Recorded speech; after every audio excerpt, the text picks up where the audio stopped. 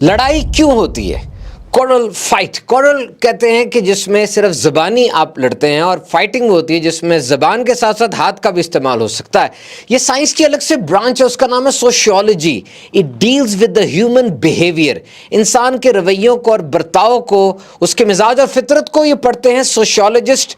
और सोशियोलॉजिस्ट के नज़दीक दुनिया के अंदर घरों में हो या दोस्तों में हो, कारोबार में हो, जहाँ भी कोई लड़ाई होती है, उसकी सबसे अहम तरीन वजह है कम्युनिकेशन और miscommunication, which leads to misunderstanding, tone of voice and everything else. यानी जो बोला गया तो अल्फाज ठीक नहीं थे, जो अंदाज इख्तियार किया गया तो अंदाज ठीक नहीं था, और अपनी मर्जी का मतलब निकाला गया, सही तरीके से सुना नहीं गया। ये इस सब को कम्युनिकेशन कहते हैं। और फिर क्या होता है? गलत फहमियाँ पैदा होती है, मिसअंडरस्टैंडिंग पैदा होती है, और नतीजतन लड़ाई शुरू हो जाती है। अब देखिए कि सीरत मुस्तफ़ा सल्लल्लाहु ताला अलैहि वसल्लम में हमें किस अंदाज से रहनुमाई मिलती है, how to deal with the friction, how to deal with the quarrelling and how to deal with the fight. आपने सब कुछ अच्छे तरीके से सुनना है, समझना है, और इस पर अमल करने की नीयत करेंगे, यकीन कीजिए लड़ाई जड़ से खत्म हो जाएगी और नस्लों से निकल जाएगी। But you should act in letter and spirit. ये है एपिसोड 2 हमारी सीरत एंड साइंस सीरीज की। This is science. सोशियोलॉजिस्ट के नजदीक लड़ाई की बुनियाद में ये 4 चीजें होती हैं। नंबर 1 क्रिटिसिज्म, तंज किया जाता है, ओए तुम करोगे। नंबर 2 कंटेम्प्ट, तज़हीक की जाती है, जलील किया जाता है, और तुम करोगे, अपना मुंह कभी देखा है। एंड नंबर 3 डिफेंसिव, यानी अपने आप को सेव किया जाता है और दूसरे पर इल्जाम डाला जाता है। इसके लिए बड़ा मशहूर जुमला है, देखा मैंने कहा था ना। एंड नंबर 4 स्टोन वॉल्ड, यानी वो बंदा बिल्कुल जज्बात से आरी हो जाता है, बिल्कुल रूखा सूखा डल हो जाता है, और ये चीज रिश्तों का गला घोट देती है। और इस चीज को एनालाइज करें, जस्ट स्टार्ट विद दिस, कि मुसाफिर के दौरान नबी करीम सल्लल्लाहु ताला अलैहि वसल्लम कभी भी अपना हाथ ना खींचते जब तक कि सामने वाला हाथ ना छुड़ाता, और गुफ्तगू में कभी भी अपना रुख अनवर, अपना चेहरा ना फेरते जब तक कि सामने वाला अपना चेहरा ना फेर लेता। नंबर 1 जो साफ पता चल रही बात कि लिसनिंग कितनी एक्टिव लिसनिंग होनी चाहिए, और नंबर 2 अपना हाथ ना छुड़ाते। इसको रेगुलर आप इंटरेक्शन में किसी और बंदे के साथ देखिए कि एक बंदा जिसने हाथ पकड़ा हुआ आपका और हाथ नहीं छोड़ा, तो उसका दिल आपके साथ कितना अलाइन होगा, वो कितना मुत्तफिक होगा, और उससे कितना ख्याल होगा आपका। नबी करीम सल्लल्लाहु अलैहि वसल्लम ने फरमाया, तुम में से कोई मुझ तक सहाबा के बारे में कोई नागवार बात मुझ तक ना पहुंचाए, मैं चाहता हूं कि जब मैं तुम्हारे पास आऊं मेरा दिल साफ हो और सलीम। और फिर इरशाद आली शान है कि तुम में से बेहतरीन इंसान वो है, बेहतरीन, और दिन रात सक्सेस की डेफिनेशंस को सर्च आउट करने वालों, देखो कौन मेडल दे रहा है, और मेडल भी गोल्ड मेडल है। बेहतरीन, तुम में से बेहतरीन वो है जिसका सीना साफ, यानी बुग़्ज़, कीना, हसद ना हो, और जबान सच्ची हो। हजरत अनस रदी अल्लाह ताला अन्हु 10 साल हुजूर की गुलामी में रहे, यानी 10 इयर्स आप पर्सनल खादिम थे, और आप फरमाते कि नबी करीम सल्लल्लाहु अलैहि वसल्लम ने इस डेकेड में 10 साल में कभी उफ तक नहीं कहा, और कभी ये भी नहीं कहा कि ये काम क्यों किया या ये काम क्यों ना किया। देखिए 10 साल का एक अरसा होता है, और ये आम तौर पे रेगुलर जो लाइफ है उसमें ये जो नौकर होते हैं, सर्वेंट्स होते हैं, और साथ बीवी और बच्चे होते हैं, किसी और पे गुस्सा निकले ना निकले, इन पे तो जरूर निकलता है। क्यों? इसलिए कि वुल्नरेबल है, आगे से एहतजाज का कोई डर नहीं होता। और कम्युनिकेशन स्किल्स का जो एसेंस है वो मुस्कुराहट है, ये मास्टर की है, हर दिल के अंदर दाखिल होने की ये मास्टर की है। एक सहाबी ये इरशाद फरमाते हैं कि जब से मैं मुसलमान हुआ, मुझे नबी करीम सल्लल्लाहु अलैहि वसल्लम ने अपने से दूर नहीं किया, और जब भी मुझे देखा मुस्कुरा के ही देखा।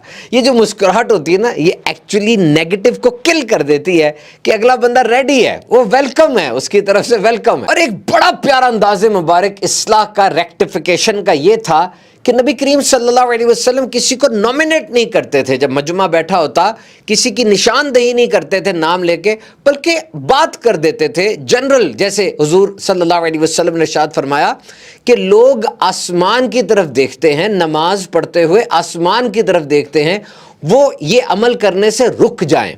अब किसी एक को हुजूर समझाना चाह रहे होंगे, लेकिन जनरल बात फरमा दी। और खाने के बारे में कोई ऐसी कोई बात हो जाती तो आप यूं इरशाद फरमाते कि लोगों को क्या हो गया है, वो ऐसे ऐसे क्यों करते हैं। और बेस्ट कम्युनिकेशंस के लिए है कि लोगों से उनकी अक्लों के मुताबिक कलाम करो, یہ بڑا ضروری ہے کہ ایک ڈاکٹر سے بات کرے گا تب تو اپنی میڈیکل ٹرمینالوجیز بولے گا، لیکن وہی ڈاکٹر اگر کسی دیہاتی سے بات کرے گا تو اس کے لیول پر آئے گا تبھی دیہاتی اپنے اندر سے بیماری اور اپنی کیفیت کو صحیح طرح بتا سکے گا نا. تو this is important that when you talk with someone you talk in accordance with his mentality, his culture. نبی کریم صلی اللہ علیہ وسلم کی یہ زبردست کوالٹی ہے کہ جب آپ بات فرماتے تو سامنے والے کی عقل کے مطابق آپ کا جواب ہوتا ہے. اس کا ایجوکیشن لیول کتنا ہے، اس کی آبادی کیا ہے، شہری ہے یا نیٹو ہے، ولیجر ہے.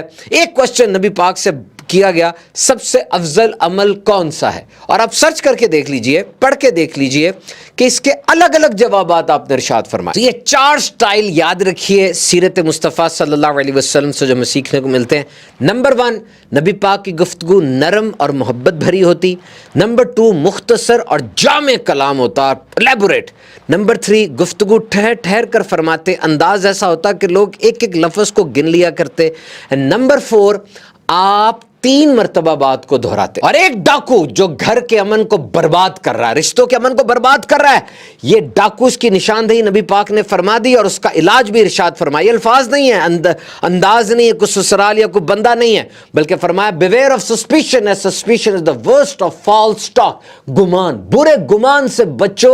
اور اس کو جھوٹ فرمایا. یہ ایک بیج بو دیا جاتا ہے، بعد میں خاردار جھاڑی بن جاتا ہے. گمان سے مراد یہ ویسا نہیں رہا، پتہ نہیں کیا سوچ رہا ہے، لیٹ کیوں آیا. اور ساتھ ہی فرمایا کہ ڈونٹ سپائی، جستجو میں نہ پڑو، ٹو میں نہ پڑو. دیکھیں کیسا سرکب بنتا ہے، سسپیشن نہ کرو، گمان نہ برا کرو. نمبر 2، اب ٹو میں اور جستجو میں نہ پڑو. دیکھو اگر کوئی بندہ گمان برا کرتا ہے، شک کرتا ہے اور اس کے بعد جاسوسی بھی کرتا ہے تو نمبر 3 پہ کیا ہوگا؟ لڑائی ہوگی. یعنی وہ بندہ صحیح بھی ہے سامنے والا، تب بھی اگر شک کر رہے ہیں، گمان برا کر رہے ہیں، جاسوسی کر رہے ہیں تو لڑائی ہوگی. تو نبی پاک نے فرما دیا کہ جستجو بھی نہیں کرنی، ٹو میں بھی نہیں پڑنا. اگر کوئی بات ہے ایسی ہو گئی، اگر میں تو لڑائی ہو گئی ہے، کوئی ایسی بات ہوگی تو آپ بل بیٹھ کے اس کو سولو کر لیں. ایٹ دا اینڈ یاد رکھیے جب لوگ ساتھ رہ رہے ہوں، بہت عرصے سے ساتھ رہ رہے ہوں تو لڑائی ہو جاتی ہے، اختلاف ہو جاتا ہے. یہ کوئی بڑی بات نہیں ہے کہ جی لڑائی ہو گئی، یہ ہو جاتی ہے. بڑی بات یہ ہے کہ ریپیئر کتنی جلدی ہوئی، اس کو ٹھیک کرنے کی کوشش کیا دونوں کی طرف سے تھی. یہ دونوں کی طرف سے ہونا بڑا ضروری ہے. میں ایک جگہ پڑھ رہا تھا کسی ملک کے اندر جب فیملی میں کوئی جھگڑا ہوتا ہے تو جو لائر ہوتا ہے، جو وکیل ہوتا ہے، وہ جھگڑا سالو کرنے سے پہلے دونوں سے الگ الگ پوچھ لیتا ہے کہ کیا آپ کا رشتہ نبھانے کا ذہن ہے. اگر دونوں کا ذہن ہو تب وہ آگے پروسیڈ کرتا ہے. اگر ایک بندہ صاف کہہ دے جی میرا ذہن نہیں ہے تو یوں خالی ایک بندے کی کوشش سے پھر خاندان نہیں جڑا کرتے. دونوں کا اگر ذہن ہو کہ جی خاندان چلانا ہے، دونوں معافی مانگے اور یقین کریں لڑائی ہو، اس کے بعد پھر ریپیئر ہو، دونوں کی طرف سے صلح صفائی ہو تو ایک نئے انداز سے رشتہ شروع ہوتا ہے. یقین کیجئے بڑے بانڈ مضبوط بنتے ہیں. اور نبی پاک صلی اللہ علیہ وسلم ڈر خوف دور کرتے تھے، صرف اللہ کا خوف، اللہ کا ڈر دلاتے تھے اور لوگوں میں، قبیلوں میں صلح کروایا کرتے تھے. یہ آپ کا انداز خاص ہے. تو آپ سب سے گزارش ہے جناب، سیرت اور سائنس سیریز ہماری ڈیلی ہوگی یوٹیوب چینل پر، اس کو ضرور ملاحظہ فرمائیں.